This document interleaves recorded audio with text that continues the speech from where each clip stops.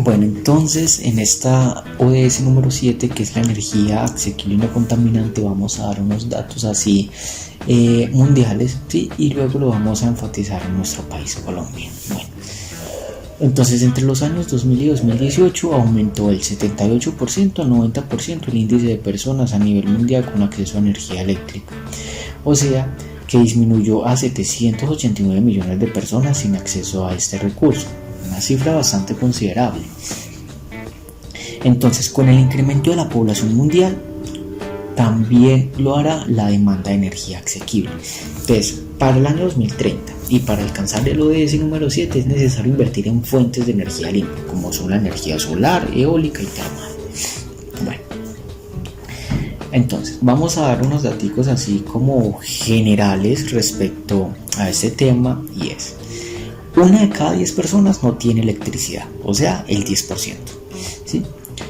El 73% de los gases de efecto invernadero de la energía son el mayor contribuyente al cambio climático, ¿sí? 2.8 mil millones de personas, o sea, un tercio de la población, usan todavía combustibles nocivos para cocinar, ¿sí? Bueno, y al año 2017, el 17.5% de la energía fue generada por medio de recursos renovables. Vamos bien ahí, en ese punto, listo. Hay un acuerdo que se llama el Acuerdo de París, ¿sí? Esto es internacional. Prácticamente este acuerdo lo que dictamina es limitar el aumento de la temperatura a menos de 2 grados centígrados. O sea que si esto pasa, esto se cumple, se puede generar 18 mil millones de trabajos, ¿sí? 18 mil millones de trabajos, enfatizando pues así en lo que es el sector de fábricas, ¿listo?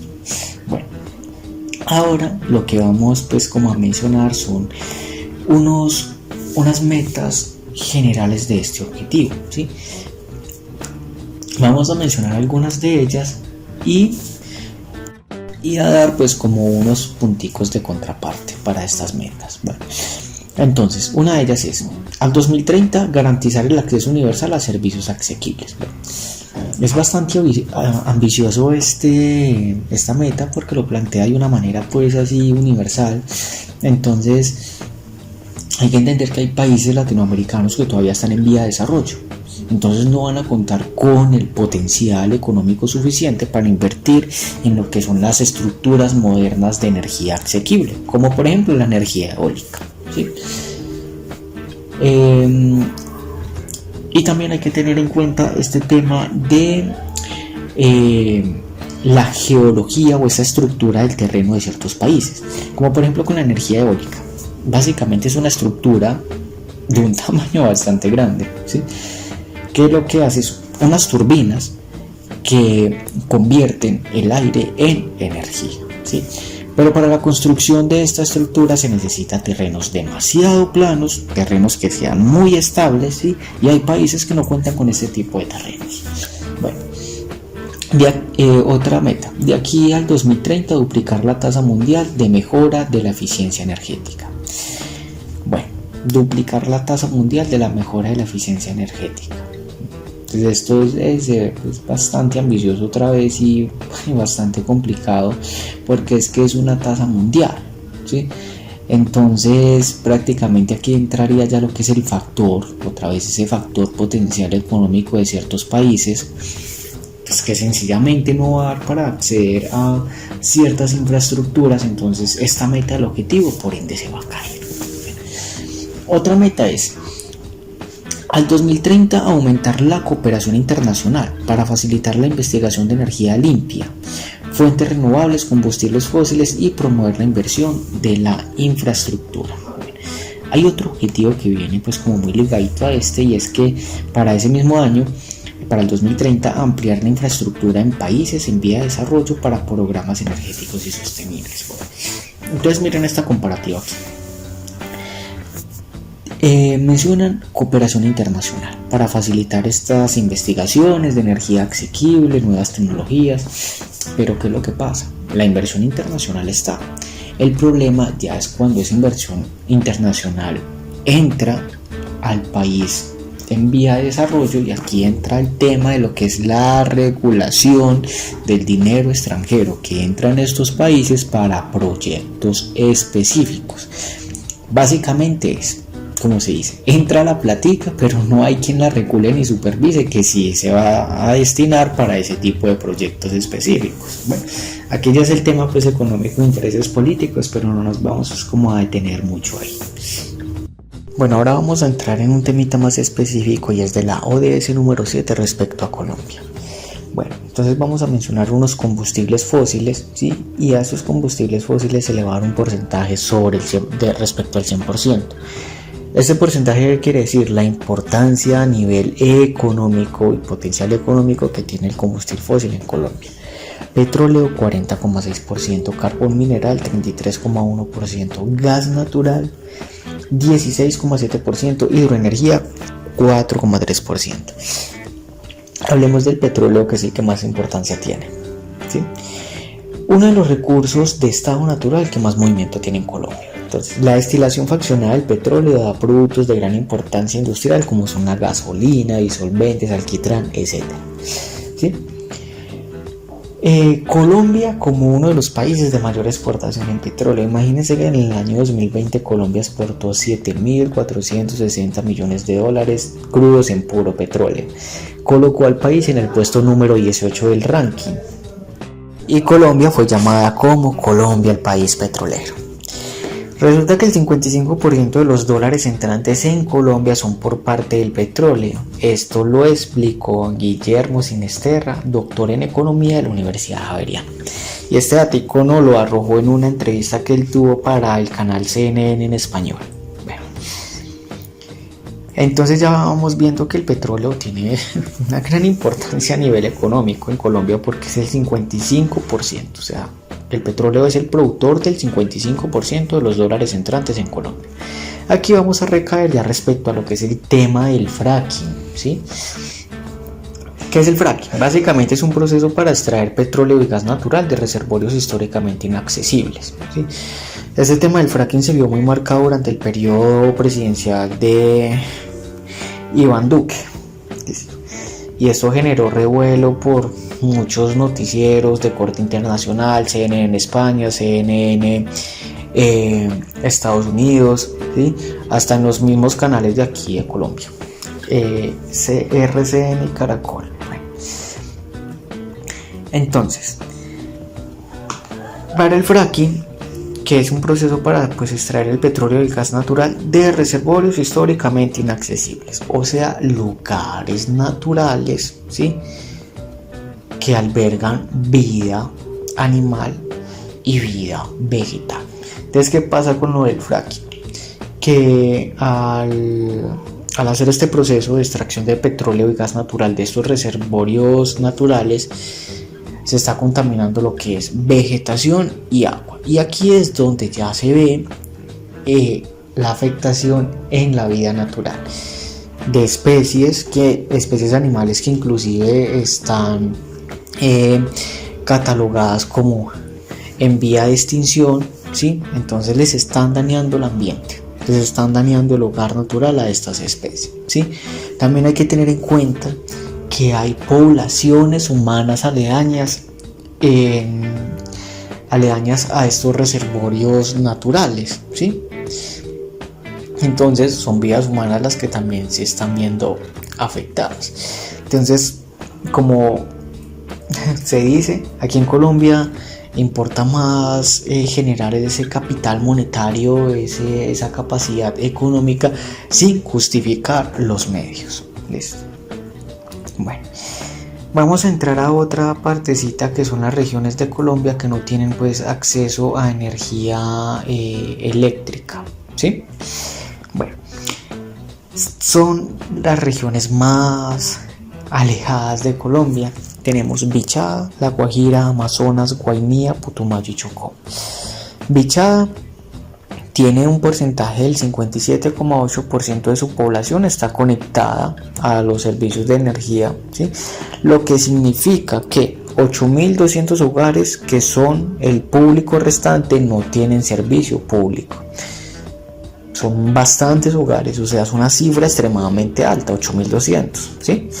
Bueno, respecto a La Guajira, cuenta con un total de 77.601 familias, o sea, el 39% de los hogares no tienen acceso a energía eléctrica. Pero vamos a destacar un punto positivo en este tema, ¿sí? Bueno, el mayor avance ha sido en Vaupés, que cuenta con 43.3% en puntos pues, porcentuales, ¿sí? El Guaviare con 20,9 puntos porcentuales y el La Guainía con 15,9 puntos. O sea que este es el total de las personas conectadas en estos departamentos que ya mencionamos. O sea que serían 10.462 personas, lo que representa el 11,5% de la población del país.